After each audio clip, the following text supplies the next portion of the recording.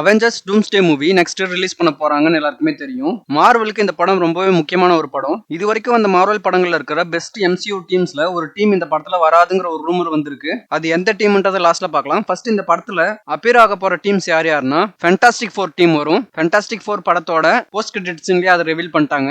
Next new Avengers team வரும். Thunder போல்ஸ்ல பாத்திருப்பீங்க, அந்த டீமும் அப்பியர் ஆக போகுது. மூணாவதா எக்ஸ்மேனோட டீம் வரும். மல்டிவர்ஸ் கான்செப்ட் மூலமா இந்த படத்துல எக்ஸ்மேன் டீம் அப்பியர் ஆக போறாங்க. மேஜிக் டீமும் வரும். வாண்டா வந்து டாக்டர் டூமோட சைடுல இருப்பாங்க.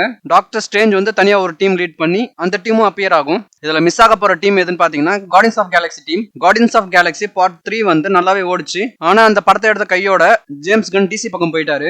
ஜேம்ஸ் கன் இல்லாம அந்த டீம் இதுக்கப்புறம் எப்படி கொண்டு போக போறாங்கன்றது தெரியல. அவர் இருக்க வரைக்கும் தான் அந்த டீம் கரெக்டா எல்லா இடங்கள்லயும் அப்பியர் ஆயிட்டு இருந்தது. அதோட ரைட்டிங் எப்படி கொண்டு போக போறாங்கன்னு தெரியல. அதுவும் இல்லாம அந்த ரைட்டிங் எழுதுவாங்களா இல்ல அந்த டீம் மட்டும் அப்படியே கட் பண்ணி விட்டுருவாங்களான்னு தெரியல. ஆனா அது ஒரு ரொம்பவே முக்கியமான டீம். அப்படி விட மாட்டாங்கன்னு நம்புவோம். அஃபிஷியல் அப்டேட்ஸ் வர வரைக்கும் வெயிட் பண்ணாங்க. தேங்க்யூ.